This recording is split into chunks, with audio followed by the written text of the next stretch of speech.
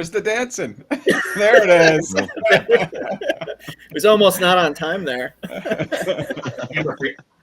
Camera freeze. Hey, y'all. How are you? Happy Friday. Oh, my gosh. We've got all kinds of people here. It's like Hollywood Squares on my screen. We got Matt, Zach, Andrew, well, of course, Jesse and I. But, gosh, what are we talking about today? The evaluating, something about MSPs. And, oh, yeah, they're cyber stack, right? Yeah. Hey, Tim Golden here, founder of Compliance Risk. How are y'all? Back again on another Friday. Really looking forward to bringing in some really interesting people, right? Like, I love the name Gradient, right? Because, you know, if you look at my logo, it's got gradient. Not the same kind of thing, but it's got that, like, that gradient fill, right? So, hey, let's see. Matt, are you hanging out with us today? Oh, I'm just checking on LinkedIn and make sure, like, this is actually working. But, yeah, we're here. And, you know, so this is... we talk to a lot of partners about, you know, how do you make money off of cybersecurity, you know? And it's usually, you know, at the beginning of people's journey, it's always something about like, well, we're secure. Everything we do is secure. I sell them phishing training. and you know, but then they get from their customers, well, the customer doesn't want to pay for security, you know, and there's a whole evolution of understanding how to take their practices and processes and all the toolkits and turning them into a revenue space that's you know, it's a tough challenge. We're actually supposed to make money off this stuff. I mean, come on, really? I don't have any numbers on average tools, but I've heard people say 30 tools, 50 tools. I ask partners how many tools they're using, you know, and what do you guys hear? Tim, what are the numbers you heard? Yeah, I mean, we hear that 40 to 50 range, but let me ask you this. Mm-hmm. How many tools does a carpenter have in his van? Right. Those. How many tools does a plumber have in his belt? Right. So, but I think us here, as we continue to do this stuff, I think it's about finding the optimal way of utilizing the tools in our tool belt to make us efficient and make money and do all that fun stuff, right? And we're going to get into that a little bit about, you know, with Andrew and Zach about how that can work here in a minute. But let's just take a second and think. If I'm a carpenter, and you hear me say this all the time, right? So you compare me to the Amish carpenter, right? Like, you give me the table saw, the band saw, the skills, all the awesome tools, right? And I will mess up every single birdhouse. You give the Amish carpenter a rock, and he'll come back with a Taj Mahal, right? It's all about, at least for me anyways, the right tool for the right job in the right person's hands, right? And as we talk about some of this stuff today, we're going to figure out how these things can all play together nicely, right? Because you know me, I'm going to use the sander to try to cut the tree down. I might take me a couple of years with, you know, 30 grit sandpaper, but I will get through that tree. So we love tenacity for sure. Yeah. Tim Golden, Compliance Risk. Matt, who are you? And then we'll keep moving on. Yeah, Fort Mesa, we help customers own their clients' cybersecurity roadmap with vulnerability management and GRC tooling. Nice. Jesse, always good to have you back. How's them chickens today? Yeah, chickens are doing good. I was actually out in the garden on my lunch break, pounding some T-posts in to get the lattice work done. Anyways, so what I do, other than garden, is help MSPs build, repair, and scale their cyber programs for profit. Awesome. Love it. Andrew, welcome aboard. Enjoy our Friday afternoon with a little bit of banter. How are you, my friend? I'm good. Thank you for having me. Tell me a little bit about who you are, what you do, why you're here. So Andrew McKeage with Gradient MSP. If you haven't heard of Gradient, I'm sure you'll learn all about us here in the next half hour, 45 or so. I'm with the sales department, so I'm our director of sales over here, but been in the channel for a number of years through multiple different avenues, everywhere from, you know, some of the big guys with Enable down to Passportal back in the day, all sorts of good stuff. So nice. Excited to be here. Nice. So you've run the gamut like the rest of them. Yep. Awesome. glad to have you here. And hey, we have a new, is that a new face, Zach? Did you get a new face, or are you just a new face here, or did I miss you last week because I was off like getting my daughter married or something? You know, it's not a new face. I've had it for a few years, but it's relatively new to this space. Nice, nice. Welcome. And what are you doing at Fort Mesa now? So I'm our director of channel sales. I work with our partners pretty hands-on. Prior to my time with Fort Mesa, I owned a small restaurant franchise. So to all of our MSP partners, I'm able to provide a pretty good perspective on what their customers are going through.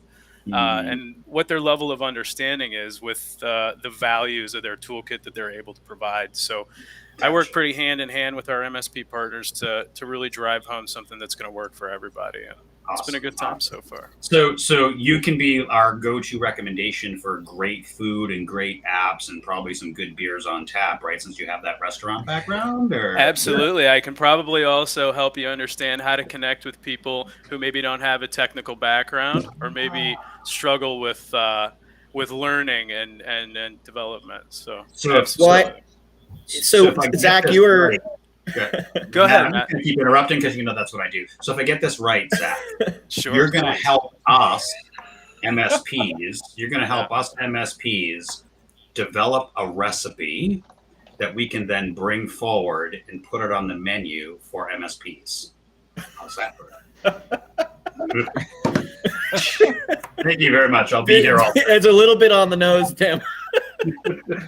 but it, you know, in reality, I mean, Zach, you were working with MSPs when you were doing you know, regional branch management, right? But the reality was that I hired a number of MSPs as a small business owner. You know, there were elements of my business that, as a small business owner, you know, I have a background in HR and understanding of compliance, but I don't necessarily have that same time to provide to it to make sure that my business is secure, right?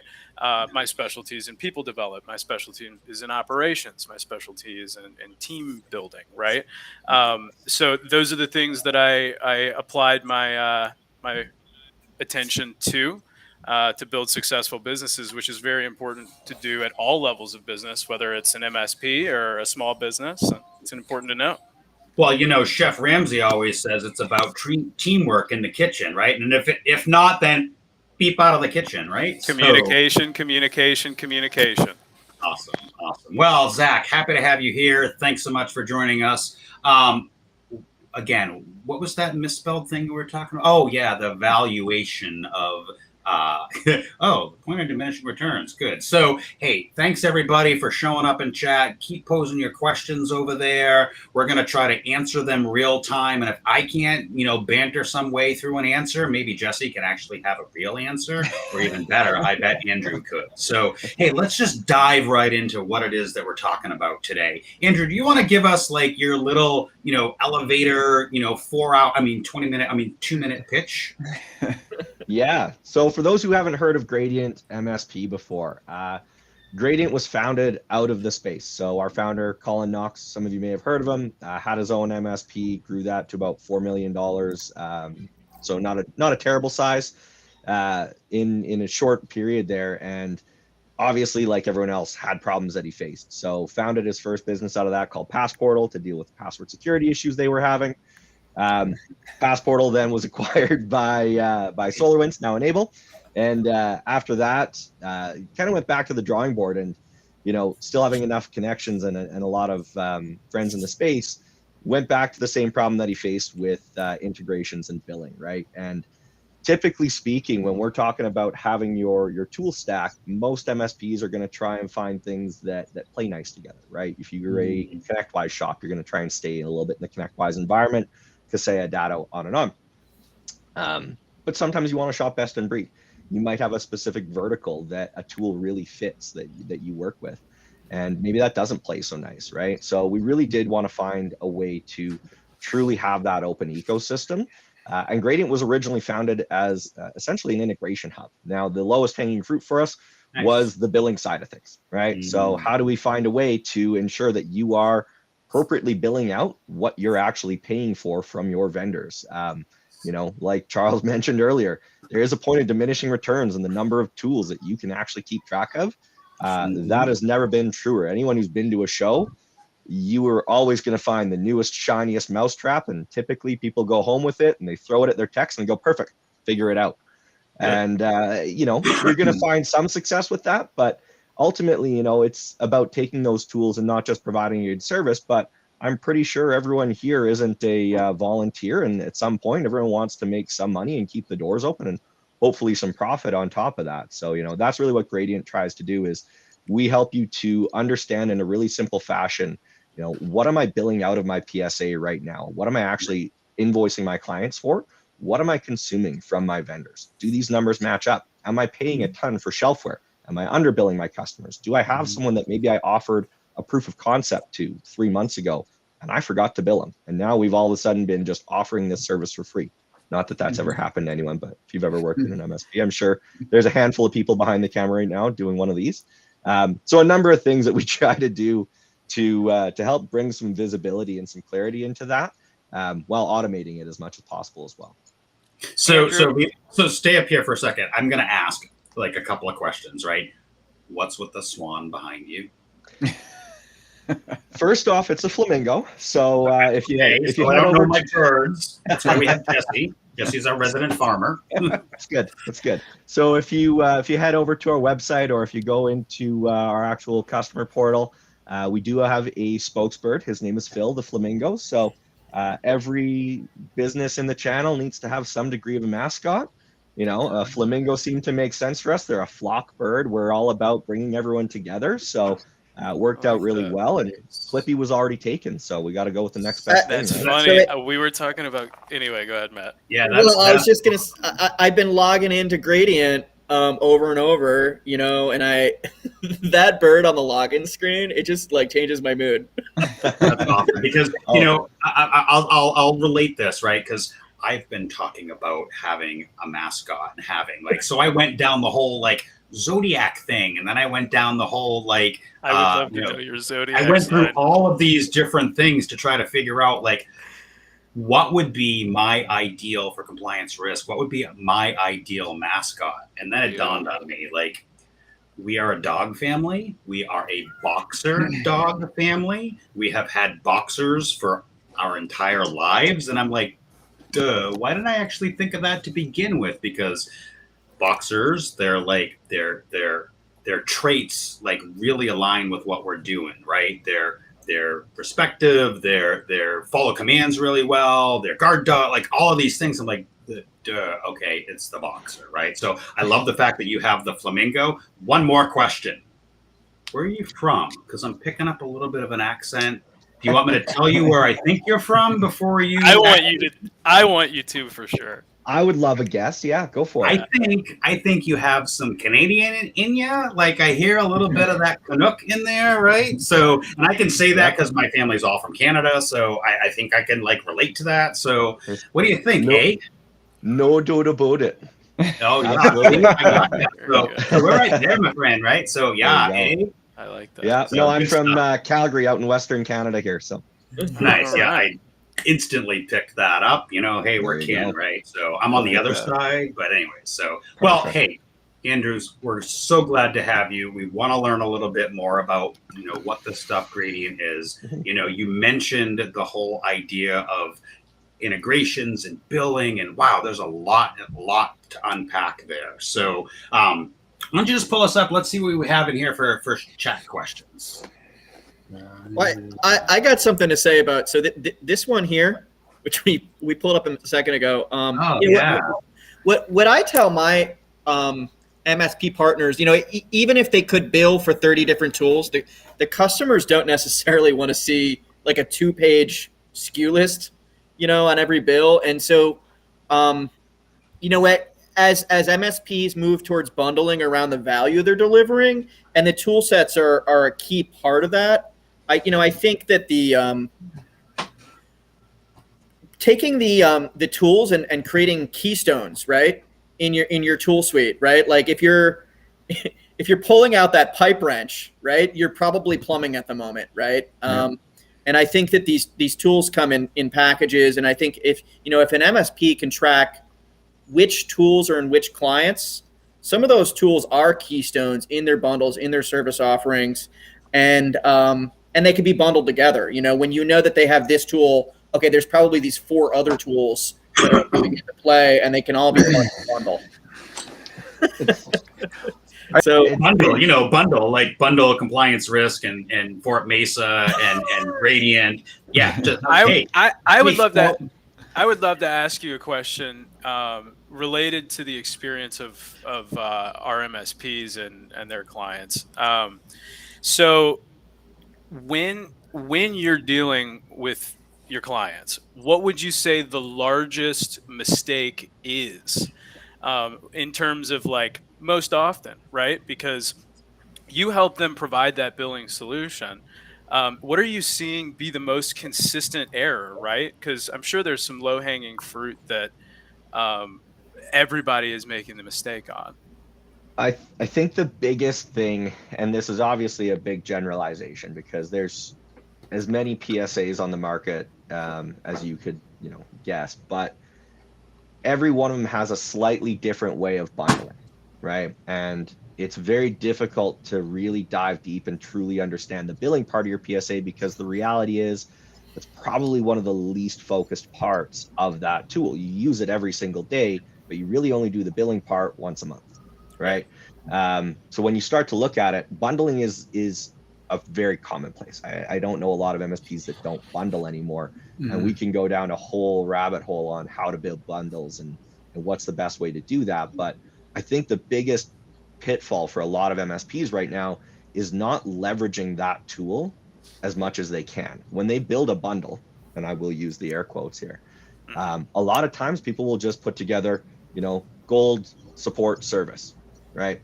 And there's nothing on the back end that shows what services make that up. What vendors are you using to provide that service? Sure. Do your customers need to know? Do they care if you use Datto backup or Cove? It doesn't matter. Do you mind if I cut you off for a second and interject a question? So what do you think the rub is there? How come they're not going through the necessary process to get the value there? Is it a knowledge-based issue? Is it that they don't have the time? I mean, business owners go through a ton of problems, right? They have a lot on their plates. Yep. What are you seeing be the most consistent rub? I guess not the right word, but you know what I mean. No, it's a couple things, right? And I think it's partly when you set up your PSA and you're, whether you're migrating from another tool or this is your first one that you're leveraging, you want to get up and running and out the door as quick as possible. So there's always some shortcuts that are taken. There's always best intentions to go back and fix those things down the road. But at a certain point, everyone can agree the most finite resource in any MSP is time, right? Especially from the business owner. So for you to sit there and say, okay, I'm going to dedicate the next week and go in and fix how my invoices work on the back end.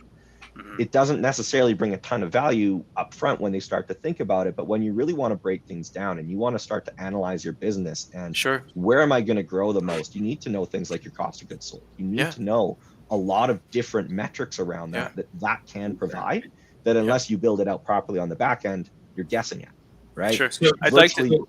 So what you're saying is, in order for me to figure out if I'm actually profitable, I guess first I need to make sure that I'm billing appropriately, and then from there, like having an understanding of like cost of goods sold and all that other fun stuff too, right? Well, so it's an interesting thing because if you ask any of your partners, you talk to any MSP, every one of them can probably tell you within a few weeks how profitable was I last month? Did I make money or did I lose money? Who's my most profitable customer?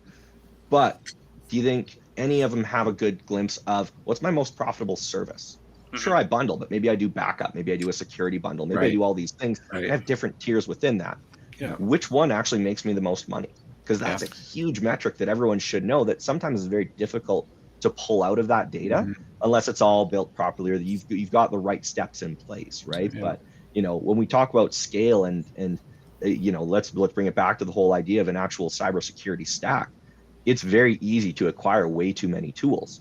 Do you need all of those tools, right? Are you actually just, trying to sand down the tree, or do you have a saw somewhere that you can apply and you're going to have virtually the same outcome at a more profitable result Well, And so I'd like to interject another question. I ahead. apologize, Matt. So, a lot of organizations will go through, yearly evaluations of their process, quarterly evaluations, periodly.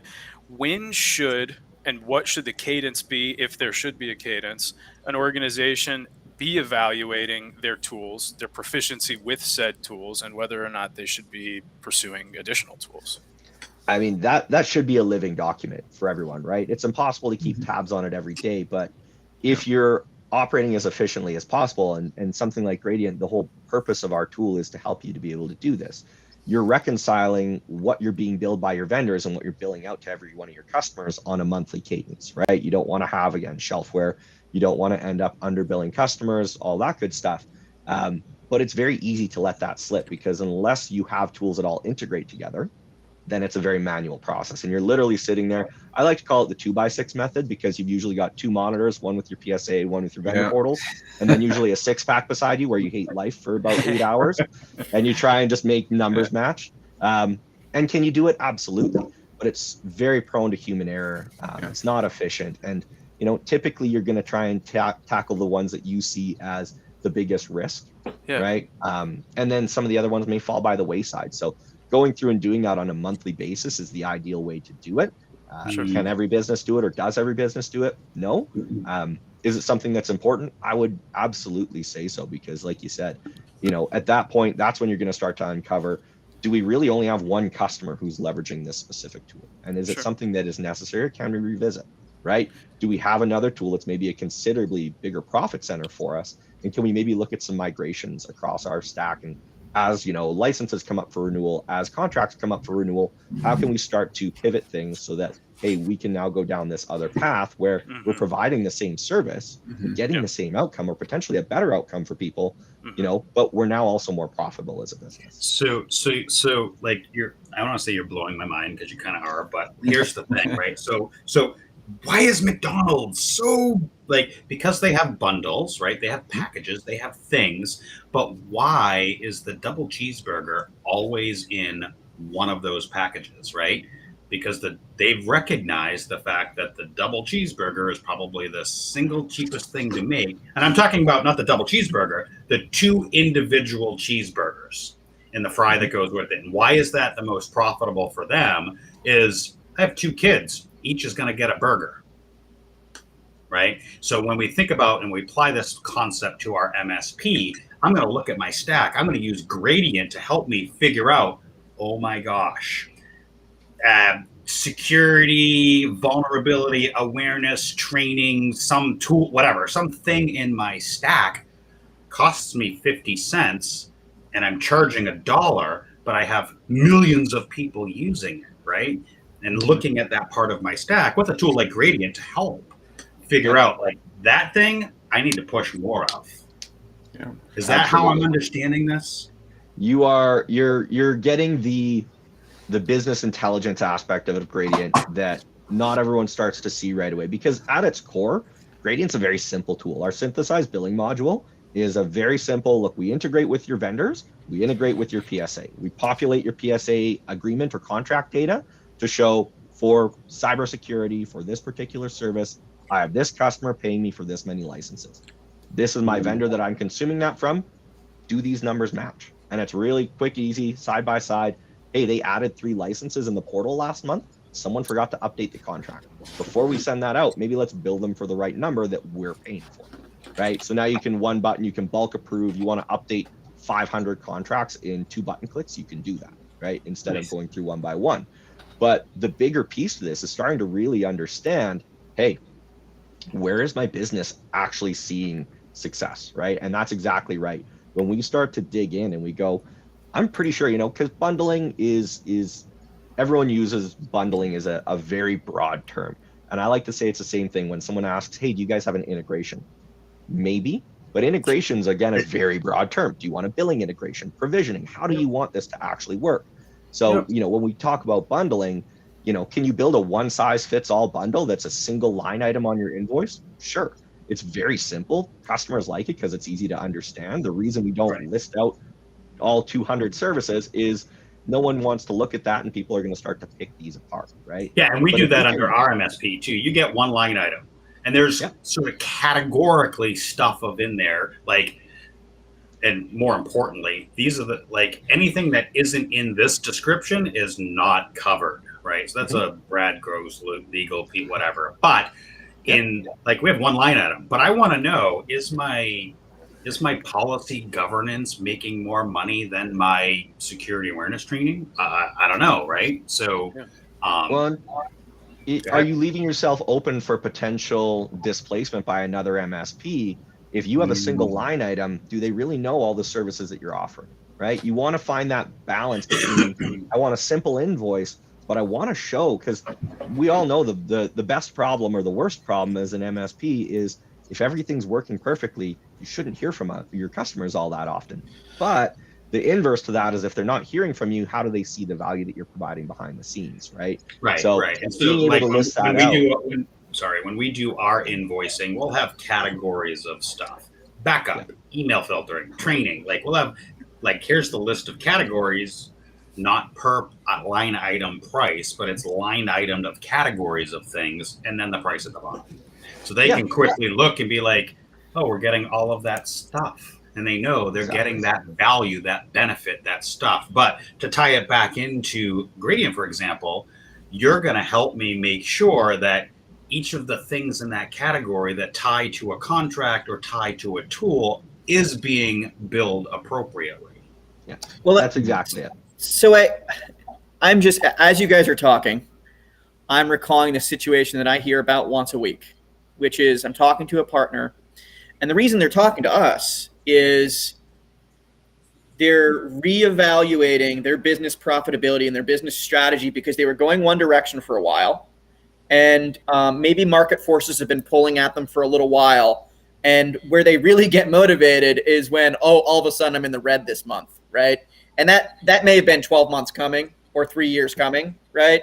And all of a sudden, all of that strategy stuff that was a distant, like, nice to have thought, right, becomes, wow, I really need to analyze things. And I'm talking to them while they're having this experience of, okay, I need to go in the direction of more compliance, more security is oftentimes one of the things they realize. But the other thing they're realizing at the same time is, well, I also need to study the profitability of every single account, right? And that's what leads them towards maybe more bundling, maybe more service, maybe less products. They're thinking about all these things, but I'm talking to them during this time, right? And they say, I don't even, I've got 47 customers, and I know that there's these 3 really good accounts, and I know that there's these 3 really annoying accounts I should probably fire, right? But then they've got, the other 40 accounts in the middle, and they don't know which ones are profitable and which ones aren't. And it sounds like having this granular billing data, at the account level, even if it's not being used to drive bundles, can actually drive the overall strategy, right? When you're even trying to decide what services should I be delivering. And that even if you're not billing these things out to the customer, having that granular level of data is pretty critical at that moment where the MSP is looking to really strategize around operational changes. And so that's, it sounds like I got another recommendation on my list for at least once a week. And it's like funny because you hit the nail on the head. Like, you need to know which one is most profitable and where do we dedicate our time and our focus. But the other side to that is, okay, now we know. Now are we actually delivering that, right? Are we accurately billing? Because the scariest thing for a lot of MSPs is if you don't go through a proper audit process on your invoices on a monthly or quarterly basis, you're just kind of checking off the high risk or the high level ones. If you sit there and ask yourself the question, if your customers went through an audit of your invoices, is that something you'd be comfortable with them doing? And hopefully that's the case. But if that's something that gives you any pause, there's got to be a time where you take a step back and, okay, we need to reevaluate some of the administrative pieces that we're doing here, and where can we add some efficiencies and be a little bit better, right? So Jesse, what do you have to say about all this stuff? So I'm just taking this all in and just thinking about all the horror stories that I could talk about. I'd love to ask you a specific question, Jesse. So when you're consulting MSPs related to billing, what do you most consistently hear as a problem, and how do you help them solve it? Yeah, I think I think, well, so let me take a step back and talk about Please, yeah. some anecdotal experience that I've lived when I was working as a CISO for an MSP for years. Yeah.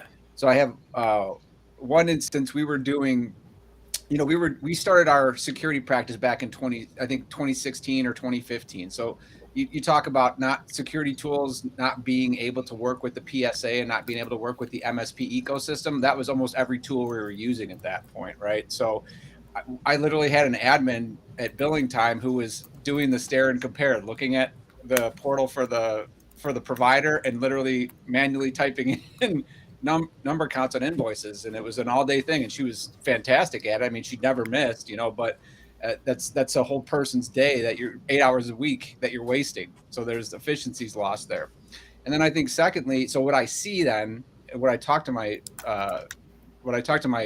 clients about is there's really four things that you should be thinking about when you're pricing out a package or a service, right? You need to think about what does it take to sell it? What does it take to implement it? What does it take to support it? And what does it take to bill for it? And that's what people always forget about. You talk about, this cool new tool, and we go throw it at our techs, and then we realize, oh, shoot, we can't bill for it. And all the ancillary problems that brings into the mix. It poisons the well with the customer if you're continually having billing issues, double billing. Another incident we ran into, we caught, thank goodness we caught it. We had been overbilling a customer for almost a year on something, and it was in the high 5 figures that we had to go back and credit them. And what does that do to your cash flow, right? What do you do at that point? Yeah. And so I have a very similar but different problem. Yeah. I keep trying to reach out to a couple of my clients with, hey, we're supposed to review this every quarter and adjust accordingly. I'm adjusting, but you're unaware. Oh, by the way, I just noticed 60% of your staff, you had a reduction. Oh my gosh, let's have a conversation. So I kind of feel that pain point in my MSP where a client either hires 50 new people or reduces their staff by 50 people. Then we're not informed. We just see more, it's a co-managed. Oh, more things show up or less things disappear. And we're like, what? Yeah. And the other piece to this too, as part of that is there's a whole, as tech nerds, as I'll loop us all loosely into that category, we have a sentiment. You're welcome, Zach. We have this sentimentality that we attach to products and services and tools. Like we might have this tool that has this perception. We really like it. It's a really great tool, but the client doesn't really want it. And so we're selling it to 2 or 3 of our clients. We're like, oh yeah, this tool is awesome. I always have a great time working on this tool, but we're not looking at the numbers and saying this tool is not profitable. We need to get rid of this service. And this is what again, with my clients, I say, you're selling to 3 clients, get rid of it. It's not profitable for you. And you might lose something, you might lose a client, but what are you saving on the back end? So again, having some really good KPIs and metrics around that is super helpful when you're going through this. Yeah. We have a couple of tools in our stack that, do what they're supposed to do, which basically, we don't hear, I don't know, I'll pick something out of my butt. We have a tool called Puppy, right? And that Puppy, monitors this thing. And as long as nothing's happening, Puppy never barks, right? And so then I'm looking at it do I care about the puppy that never barks, or I never get anything from that tool telling me that something's going on or not going on? Yeah. Is that tool profitable? Do I keep it in my stack? Do I replace it? Is it feature parity? So as I start to think about this in my MSP, I start to think about, like you said, is the tool helpful? Is it filling a gap? Is it profitable at the end of the day? And if I look at the Puppy tool, right, it's probably not profitable, even though it's cute, right? Well, and it's hard to differentiate because it's easy to look at the hard costs of your business. What am I actually paying for this tool? What am I charging for this tool? Right. The soft costs are the trickier one to pin down, right? Yep. And it takes some good business practices to be able to do that. Pause and tell us, who may not know what a soft cost is. Tell us what a soft cost is. Fair enough. So your soft cost is your time that goes into it. How many hours is someone spending managing it? How, You said it perfectly, Jesse. You got one person who's spending 8 hours of their day reconciling all your different services. How much are you paying that person? They're making $50 an hour. You're sinking $400 a week if they're doing it, on the 1 week into that practice, right? That's your soft cost. That's the stuff that if you can take that, it's and you going can out the reduce door it in down, line items that you don't realize you can't attribute to it, but it's going out the door. And it's efficiencies. And I mean, in this space, we are all suckers for automation, and we want to automate as much as possible. Yeah, headache is a soft cost. Headache is, and there's a fine line, I think, that we all need to try and make sure that we walk between too much automation and control of your business, because especially billing, ultimately, that is, what am I charging my customers? Like you said, Jesse, if you're overbilling by 5 figures, that can cost you that customer the second they see it, and there's no conversation you're having that's bringing them back. I've seen an unfortunate number of times where the inverse is true, where someone comes in and they're a new Gradient partner, and they go through and they do their first reconciliation cycle, and their accounting team starts to place bets on how many thousands of dollars under billing are they on each individual customer. That they've been bleeding that they didn't need to be. That their customers didn't realize that they were getting that back on. Like, it's not like it's a coupon where they come in and they're like, oh man, I got it for cheaper this time around. It's coming out month after month with no communication back that it's less than what it's supposed to be. They think they're paying what was agreed upon, and it's literally it's cancer in the business, and you don't know it's there. Even worse, your customer probably knows that they're underpaying you, but who's going to call you and tell you to charge them more? Right. One way or the other, surely. Right. If you're underbilling someone, you can't go back 6 months and ask for that lost revenue that you left. And you shouldn't expect. You almost shouldn't. Well, you can expect, but you might not expect to do that on your own mistake, right? Exactly. It's a tough position to stand on for somebody that you're trying to have a good relationship with, to say, hey, look, my error, and now you've got to come out of pocket on cash flow that may or may not be available. We don't know what what the situation is with your clients. And we know how important relationship management is when it comes to your clients. I think ultimately the biggest thing that is important to keep in mind when it comes to billing is that there is such a thing as too much automation, and ultimately having some degree of checks and balances in place to ensure accuracy is probably more important than automating every single piece that can be. Another big thing we run into, in that vein of that conversation, at least, and I'll polarize some people with this comment, but I think you should be billing your cyber services and your MSP services separately. Help carve out budget, helps do a range of different things, helps differentiate in the customer's mind. We're not talking about that today, so I'll duck as people virtually throw things at me because they don't agree with me. But all that to say is that it's a lot of MSPs don't have a good grasp on what their profitability of their cyber offering is, and so because they're making money, they think everything's fine, but they are really lacking efficiencies in their cyber business.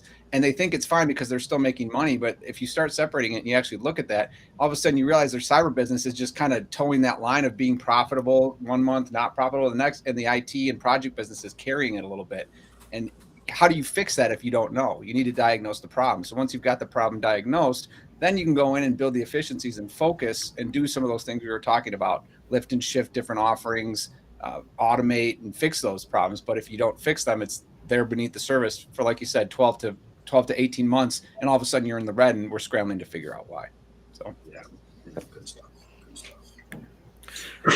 Well, unfortunately, we only have Tim for just part of the time today, but we want to give him a little bit of a platform to talk about compliance risk .io before he goes and say his goodbyes, because we love having him on. So go ahead. Wait. Yeah. So, hey, thanks for that. Tim Golden, founder of Compliance Risk. You've seen me here week after week. Starting next week, we'll be doing Bring in something. the energy. Yeah. So starting next week, we'll be doing something a little differently. Just follow me on LinkedIn. We can catch up there. I'm off to pitch. Whoa, what is this? So for those of you that haven't been following the ConnectWise Pitch It program, Fort Mesa's part of that. We're part of that. Think of like Shark Tank, but for SaaS companies like us, right? And so, since it's supposed to be, as Sean Lardo always says, competition, vote for me, not for Matt. Kidding. Like, we are all in this together, right? The whole concept and the whole idea around the pitch it stuff is to getting emerging vendors like us into the space to help MSPs know a little bit about what we're doing, right? Yeah, Sean wants us to kind of banter back and forth and make it a competition. But the reality is, working together with partners like Fort Mesa, building these integrations together, like the ecosystem is really what I'm seeing as part of the value here, right? I wouldn't have met Fort Mesa if it wasn't for Pitch It Last cohort, where we kind of brought each other together and built out some of this stuff. So yeah, I gotta bounce. I gotta go do my, Pitch It thing, which I'm very excited about. So, follow when this one is over, go to my LinkedIn and follow me over there so you can see what I'm talking about over there. Well, and give a quick compliancerisk.io. Give a little bit of love to what you guys do for anybody who maybe doesn't know already. Yeah, so obviously we've always wanted to keep this kind of vendor neutral and vendor agnostic, especially from the hosts, Matt, myself, and Jesse. But thanks. I'll give a little my 2-minute elevator pitch. Compliance Risk is the only governance as a service platform specifically for MSPs. Governance as a service allows MSPs to bring a full governance lifecycle of attestation, authorization, and adoption of policies, procedures, asset management, and way more other really cool things that we're doing to help you be audit ready.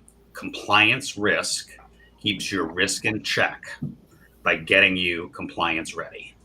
All right. Well, Tim, thank you so much. It's been amazing. Good luck, and we look forward to continuing working with you. Do I do my dance on the way out? Oh, yeah. Do I do my dance on the way out? You got to tell us also your zodiac sign on your way out.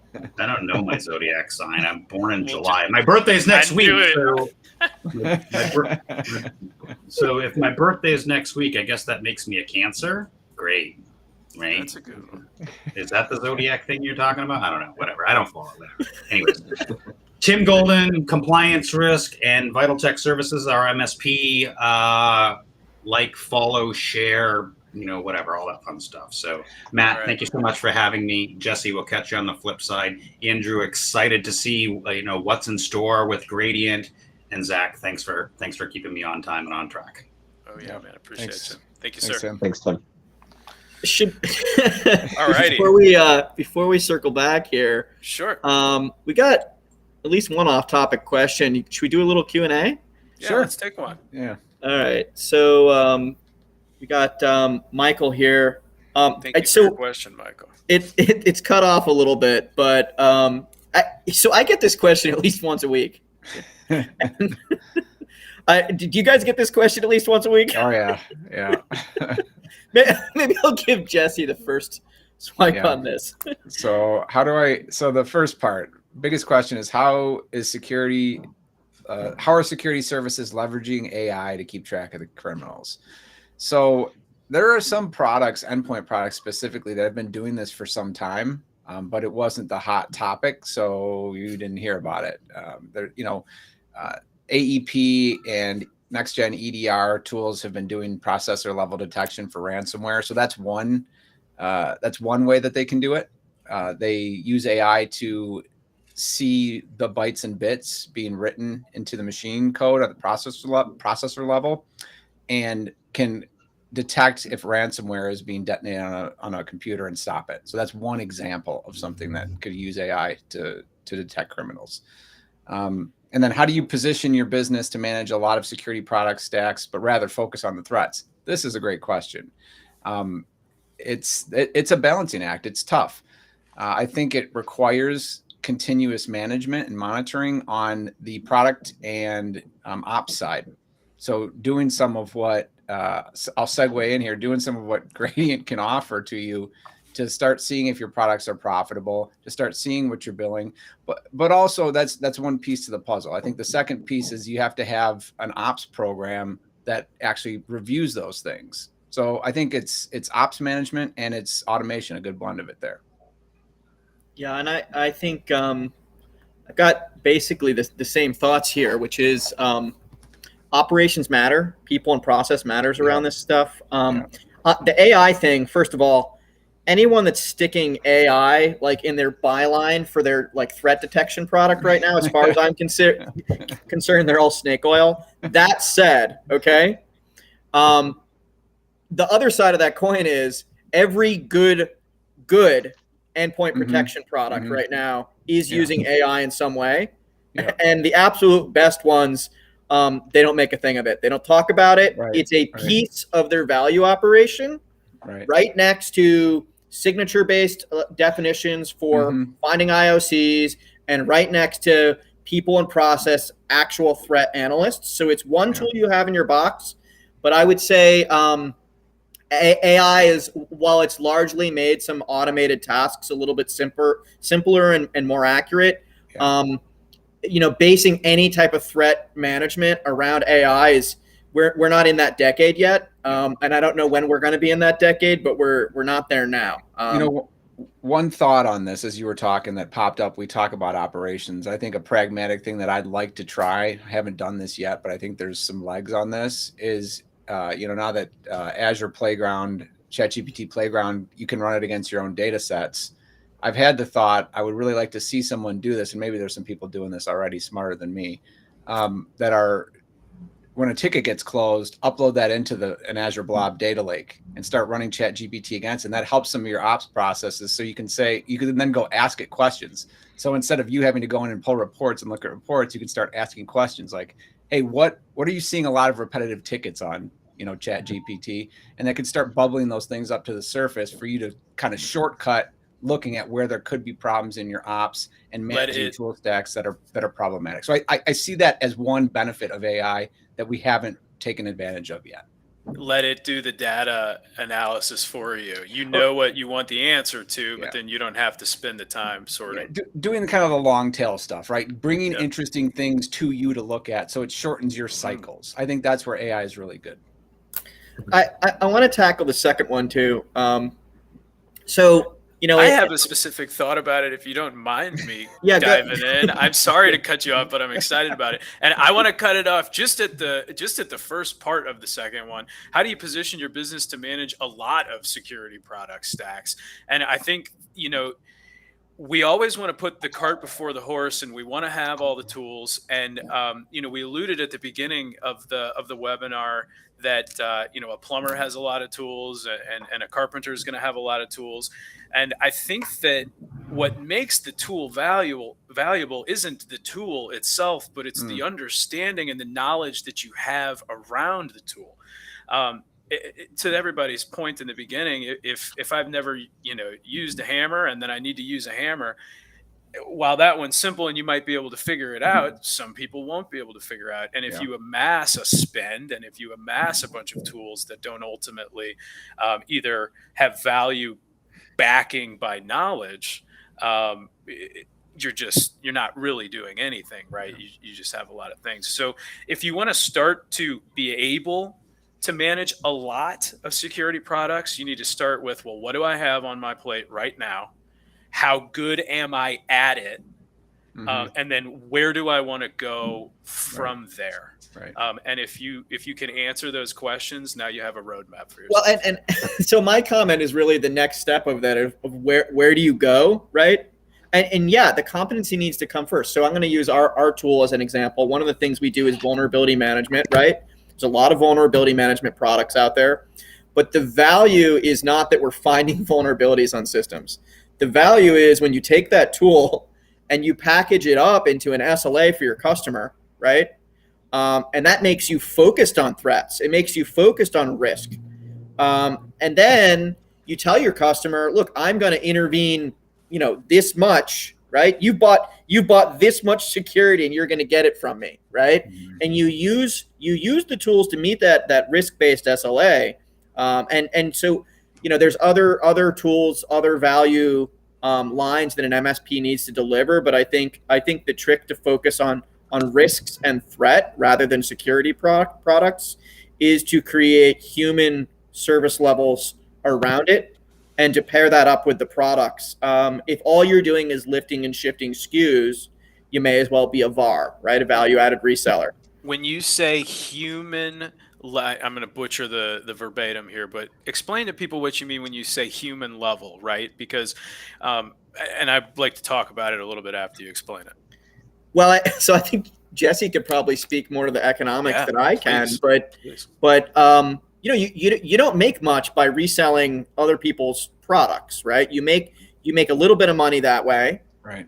As an MSP, though, if you're meeting industry targets for gross margins and you're keeping your utilization on your human resources at the right level, you should be making 50% or more gross margins on that people time. Yeah. You're never going to make 50, 60, 70% profit by selling a product unless you're shifting it with the people managing the product, right? In a specific way. Right. And that does come from the knowledge of the tool and what it's capable of and what it delivers from a business perspective. And I know, Jesse, it's your whole business, right? To dig into those optimizations, right? Like, yeah. So there's a couple things I want to talk about where I see Gradient as useful here for this, because, and then maybe we could get a comment on that. But so I talked again about going back to our discussion about showing value through showing all the line items, and I'm just gonna be a little confrontational and say I don't necessarily agree with that.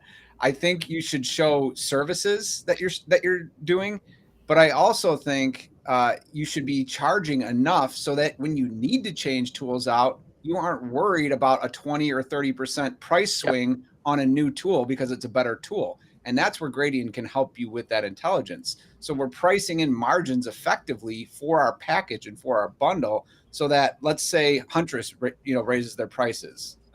Okay, we just took a 50% or a 30% hike on 5,000 endpoints. Well, does that hurt us? No, because we priced in our endpoint management at X amount of dollars per, anticipating that. And so I think that's where Andrew, maybe you could fill in a little bit more context there. Yeah, and even it's funny because we could spend another hour getting into this. So this is kind of the next piece to keep your eye on the space. So we talk about all the different security tools and keeping tabs on what's going on in the business, having experts in all of these things. I think a big thing that a lot of people don't necessarily love the idea of is every single tool has some degree of an alerting function. Now, typically when they're starting out, it's going to be about an email parsing system, and you have some poor unfortunate soul in your MSP that has to monitor the master inbox and try and filter through all the noise to find the good usable data. So the other side to the coin in Gradient is we do also have an alerting module, right, to allow your vendors to directly pass a first party ticket into your PSA. And the important thing there is, you want that single source of truth. Everyone talks about a single pane of glass, and that's probably going to be your most efficient way to continue to manage all of these different tools, is if everything that is important to your endpoints, and from a security alerting, backup, you name it, goes to that single source of truth, your single pane of glass. But now you're at a point of, okay, now I'm shopping for my stack. Do I buy what's best in breed, or do I buy something that integrates with my tool stack? Right. And that's the other piece, to keep an eye on the space. If you haven't followed Gradient on LinkedIn yet, jump on there. But yeah, keep an eye on the space, because we do have the alerting module today, and there's some exciting stuff coming down the pipe. Yeah. Well, and actually actionable data alerts.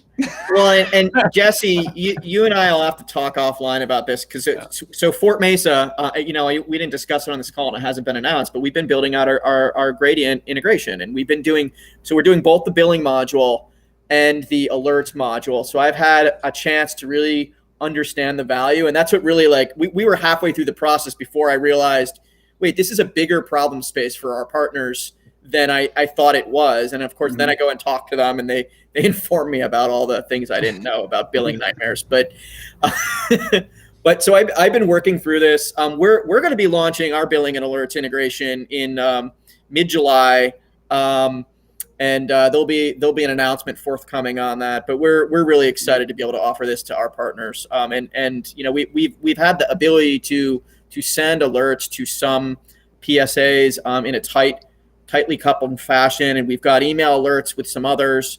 But really, the Gradient integration allows a really tight, universal cross-mapping that it really just makes the targeting, the alerts, the actionable alerts to the correct customer queue, really at an optimized next level fashion. So that's exciting for us. It's awesome. Yeah, we're super excited to have that partnership take off here. And said we weren't going to spill all the beans, but yeah, everyone can follow Fortnite, follow Gradient. There's going to be some exciting stuff here in the next few weeks. You guys got anything to add before we sign off here? I got a question for you, Jesse. So you're out doing the T-posts, right? Right. Do you use stamped or do you use poured iron? And do you use the pounder or do you get out there with like the rocks and hammers? I use whatever Menards has in stock.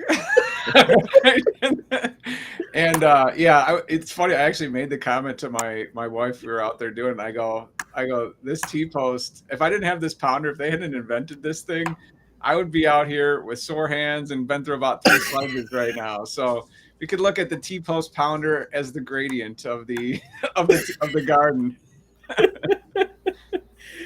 Yeah, I did that a couple of times without the post pounder. And, it's brutal. It's brutal. Yeah. All right. Well, Andrew, thank you so much for coming on, and Jesse, as always, you're fantastic. Thanks Can I ask you a question? Is that background real, and is the dog that gets on the bed sometimes real? Because it's real. Yes. It's so crisp that sometimes I think it's like but then I saw the dog one time and I was like, he's either so high tech that he's got it running, or lighting's perfect. Yeah, I was like, man, I'm not sure. But anyway, cool. So thank you for being on, and Andrew, thank you as well. Sony ZV. Yeah, I think Sony ZV-E10 is the camera I use. I think that's what it's called. Or I'm jealous. Z10, yeah, it's whatever. Yeah, they're probably going to send you 8 or 9 of them now. I have discount Acer webcam. Okay, I heard good things about that one too. All right, guys. Thank you for everybody for tuning in, and everybody for helping make some great content today. You bet. Liz, you want to cue us out?